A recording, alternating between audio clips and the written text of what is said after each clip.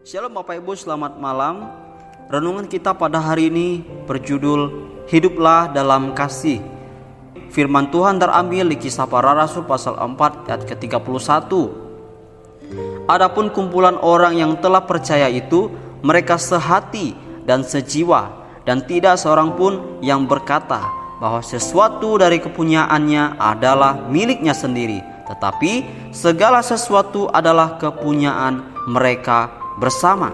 Sebelum kita memahami ayat yang menjadi renungan kita pada hari ini, terlebih dahulu mari kita lihat latar belakang atau apa yang dimaksud dengan ayat ini. Bahwa sesungguhnya peristiwa ini terjadi ketika mereka berdoa kepada Tuhan dan masing-masing mereka dipenuhi Roh Kudus, sehingga mereka menjadi orang-orang yang semakin bertumbuh dan hidup mereka betul-betul berubah.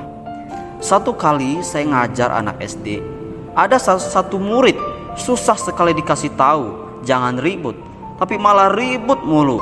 Pada akhirnya saya hukum murid ini, murid yang paling bandel ini, dan dia maju dengan terpaksa. 5 menit kemudian yang lain mulai ribut juga. Akhirnya saya mengambil sebuah tindakan, yaitu saya hukum mereka rame-rame. Saya pikir dengan mereka dihukum, mereka bakal setelahnya tuh kapok atau tidak mengulang lagi apa yang mereka lakukan. Malah senang mereka dihukum rame-rame. Saya tanyakan, kenapa kalian senang dihukum rame-rame? Mereka jawab apa? Karena mereka tidak sendirian. Yang menjawab itu yang paling bandel tadi, yang pertama saya hukum. Karena dia tidak merasa sendiri, mereka merasa mengalami atau merasakan hukuman itu bersama-sama. Bapak Ibu Saudara, seperti yang pernah saya ceritakan di Kisah Para Rasul pasal 2 ayat 44. Sesungguhnya sebelum Yesus naik ke surga, Yesus berpesan kepada murid-muridnya beserta orang percaya lainnya agar tidak meninggalkan Yerusalem. Mereka harus setia menanti janji Bapa. Apa janji Bapa? Yaitu turunnya Roh Kudus. Dan mereka harus hidup di dalam kasih. Mereka harus hidup saling membangun, jangan meninggalkan atau mengabaikan apa yang Yesus katakan pada waktu itu. Karena kenapa? Karena mereka senasib, mereka sepenanggungan. Sejak saat itu kebersamaan mereka dalam menjalin kasih dengan satu dan lainnya berjalan baik. Tidak berhenti sampai di situ, kebersamaan mereka telah membentuk mereka dalam ikatan komunitas tubuh Kristus. Mereka hidup sejati, mereka hidup sehati, sepikir dan sejiwa, terutama dalam hal persekutuan, pelayanan, dan lain-lainnya. Contohnya dalam kebutuhan sehari-hari. Di sini apa yang menjadi pesan Tuhan untuk kita pada hari ini?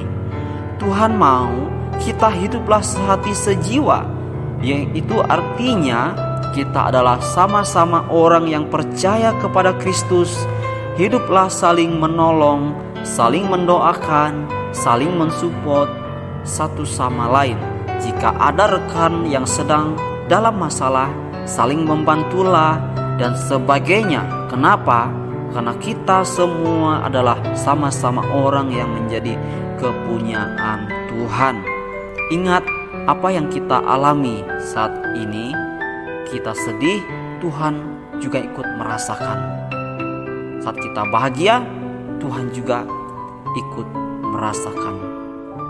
Tuhan melihat kita bahagia karena kita merupakan bagian dari Dia. Kita merupakan milik Dia. Jadi Bapak Ibu Saudara, kita adalah sama-sama orang yang menjadi milik Kristus. Kita adalah sama-sama orang percaya kepada Tuhan. Ketika ada rekan-rekan kita yang sedang mengalami kesusahan, mengalami penderitaan, kita juga harus ikut merasakan kesedihannya. Dan bagaimana kita harus juga mensupport mereka. Kita harus memberikan semangat kepada mereka. Itu karena kita sama-sama milik Kristus. Kita sama-sama merasakan apa yang rekan-rekan kita rasakan. Amin.